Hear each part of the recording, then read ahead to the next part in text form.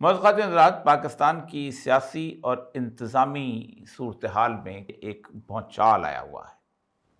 یہ بھونچال، جسے عرف عام میں زلزلہ بھی کہا جاتا ہے، یہ زلزلہ ہو سکتا ہے اخباری دنیا کے اندر عام آدمی کے لیے اتنا زیادہ دور رس اثرات نہ رکھتا ہو،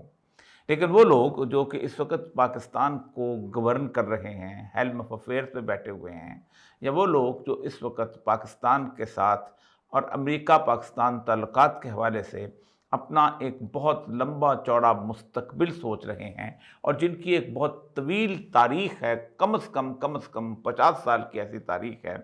کہ اس پورے خطے میں، خاص طور پہ خیبر پختونخوا کے علاقے کے اندر، ایک مستقل آگ سی بھڑکا کر اور اس کے ساتھ ساتھ اس پورے خطے کو بدامن رکھ کر پاکستان، افغانستان، ایران اور دیگر علاقوں کے اندر اپنا انفلوئنس قائم کیا جائے، ان کے لیے ایک بہت بڑی خبر ہے۔ ایک بے یقینی کی کیفیت ہے کہ جس بے یقینی کی کیفیت کے اندر کچھ سمجھ نہیں آ رہی کہ آئندہ علی امین گنڈا پور کے جانے کے بعد سہیل آفریدی جو ہیں وہ کس طرح کا شخص ثابت ہوتا ہے۔ ایک شخص سے کوئی خاص فرق نہیں پڑتا، لیکن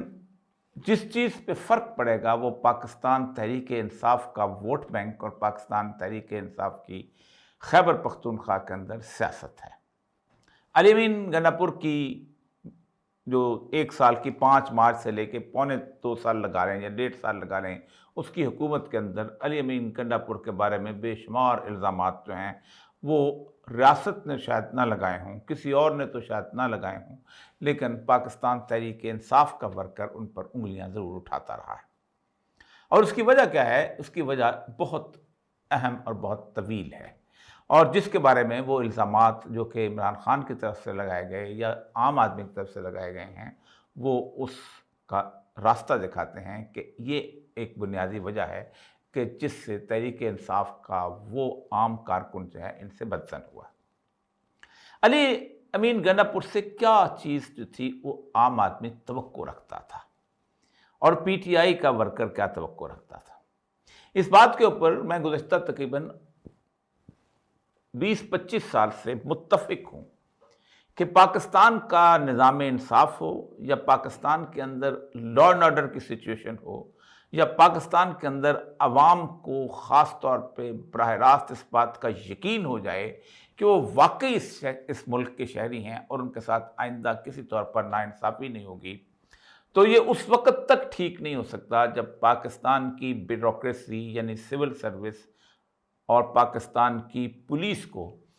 ان جرائم کی بنیاد پر کٹہرے پہ لا کے نہ کھڑا کیا جائے جن جرائم کو دنیا دیکھتی ہے اور ان کے سامنے وہ نظر آتے ہیں۔ گزشتہ وار آن ٹیرر سے لے کے اب تک 3 کم از کم بڑے واقعات ایسے ہوئے ہیں کہ جن بڑے واقعات کو کسی بھی طور پر پاکستان میں نہ کسی اوپن ٹرائل میں لایا گیا اور نہ کبھی بھی ان لوگوں کو کٹہرے میں کھڑا کیا گیا، اس لیے کہ پاکستان کے پیچھے اگر خاص سیاستدان ہوں، مسلم لیگ نون ہو، پیپلز پارٹی ہو، تحریک انصاف ہو، یا کوئی مارشل لا لگا ہو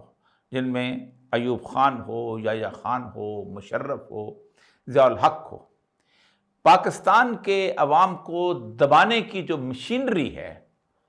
وہ ڈپٹی کمشنر کا دفتر اور پولیس کا سپرنٹینڈنٹ پولیس کا جو آج کل ڈی پی او ہے اس کا دفتر ہوتا ہے۔ ان کی مدد کے لیے آپ paramilitary forces, rangers F C لا سکتے ہیں، لیکن جس شخص نے عوام پر لاٹھی چارج کرنا ہے، جس شخص نے جا کے عوام کے گھروں کے اندر جا کے رینسیک کرنا ہے، ان کے اندر چھاپے مارنے ہیں، ان کے گھروں کی اشیاء کو تباہ و برباد کرنا ہے، لوگوں کی عزتیں پامال کرنی ہیں، وہ صرف اور صرف وہ پولیس کا سپاہی ہوتا ہے جو آگے شیلڈ بن کے جاتا ہے۔ علی امین گنڈا پور سے پہلے 2 سیاسی پارٹیاں بلکہ کئی سیاسی پارٹیاں اپنا جنازہ نکال چکی ہوئی ہیں ان سارے واقعات کے حوالے سے۔ علی امین گنڈا پور جس طرح وہ ڈرون کے حملوں کے بارے میں اور باقی معاملات کے اندر خاموشی اختیار کر رہے تھے، ان کو کم از کم اور کچھ سیکریفائس نہ کرنا پڑتا، لیکن پی ٹی آئی کا پورے اس علاقے سے خیبر پختونخوا سے آہستہ آہستہ ویسے ہی خاتمہ ہو جاتا جیسے خاتمہ ہونا تھا۔ میں آج بھی سمجھتا ہوں کہ 1.5 سال کے اندر علی امین گنڈاپور بہت کچھ کر سکتے تھے۔ علی امین گنڈاپور کے پاس ایک پورا صوبہ تھا۔ علی امین گنڈاپور کو اندازہ نہیں کہ اس کے مقابلے میں جس طرح سندھ کے لوگ کھڑے ہوئے اس چھوٹے سے پانی کی 6 نہروں کے اوپر، اور انہوں نے دنیا بدل کے رکھ دی، لیکن علی امین گنڈاپور ایسا نہیں کر سکے۔ اسٹریٹجیکلی پالیسی بھی ایسی تھی کہ ڈھاکہ اسلام آباد پہ چڑھائی کر دینا، اپنے علاقے کے اندر بھی اپنے معاملات کے اندر وہ کھڑے ہو جاتے، تب بھی وہ کر سکتے۔ اس کے ابھی جو اپنا آزاد کشمیر کا معاملہ ہوا، پارٹی بھی ختم، عام لوگ کھڑے ہوئے ہیں، اور ایک unity, public unity built up کرنے کی ضرورت تھی جو کہ وہاں نہیں کی گئی۔ یہی کہا گیا کہ وہاں جا کے یہ کر لیں گے، اور اس کے ساتھ ساتھ یہ ہوا کہ وہ ایسے تمام کام کیے گئے جس سے عوام کو نفرت، سارے مقدمات ویسے ہی چلتے رہے، سارے ہائی کورٹ کے، عدالتوں کے، وہ سارے معاملات ویسے ہی ہوتے ہیں۔ جس ملک کے اندر یہ رواج ڈال دیا گیا ہو کہ سپریم کورٹ کے فیصلے کو جوتے کی نوک پہ رکھتا ہو چیف الیکشن کمشنر، جوتے کی نوک کے اوپر رکھتا ہو وزیر اعظم جو ہے وہ کاکڑ صاحب، اور جوتے کی نوک پہ رکھتا ہو پنجاب کا وزیر اعلیٰ محسن نقوی، اس کے اندر آپ کو جوتے کی نوک پہ رکھنا کوئی مشکل کام تھا؟ چھوڑ جاتے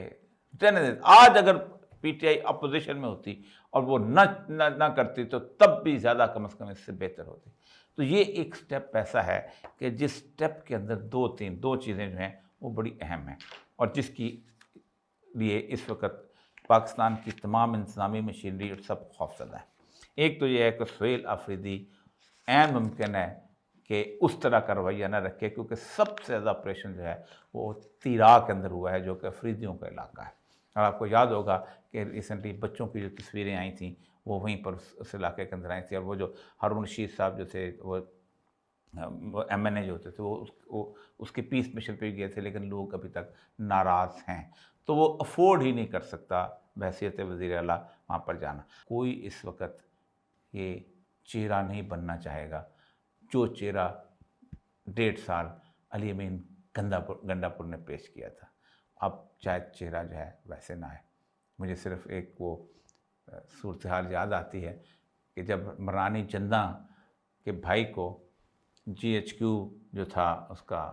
جنرل منچورا کا جنرل ہیڈ کوارٹر انہوں نے یہ بنایا ہوا تھا انجینئرنگ یونیورسٹی کے پاس، وہاں اس کے سامنے قتل کر دیا کیونکہ ناراض ہیں۔ تو رانی جندہ جو تھی خاموش ہو کے بیٹھ گئی، اور دلیپ سنگھ کو انہوں نے ایک انچارج بنا دیا تھا، اس کا انچارج اس کو بنایا، دلیپ سنگھ کو تاج پہنایا، 6 سال کے دلیپ سنگھ کو۔ تو جب وزارتیں تقسیم کرنے کا موقع آیا تو پورے شہر میں کوئی شخص وزارت نہیں لیتا تھا کہ ہم نہیں چاہتے کہ جنرل منچورا جو ہے اس کی افواج جو کہ قابض ہو چکی ہوئی ہیں لاہور شہر کے اوپر، اور جس کو چاہتی ہیں حکومت بناتی ہیں، تو پرچیاں نکال کے لوگوں کو وزیر بنایا جاتا تھا، پھر بھی لوگ بھاگ جاتے تھے۔ یہ کیفیت جب آ جائے تو یاد رکھیے آپ کوئی بھی جنگ نہیں لڑ سکتے، کسی بھی جگہ کوئی جنگ نہیں لڑ سکتے۔ بہت نازک حالات ہیں، اور اس نازک حالات سے صرف ایک توقع ہے، پاکستان، اس سے محبت، اور اس کے لیے اپنے سارے غصے کی، ذاتی دشمنی کی، اور پاکستان کے لیے اپنی ذاتی انا کی قربانی دینا ہوگی۔ اگر ہم نے نہ دی تو اللہ تعالیٰ پاکستان کو محفوظ رکھے۔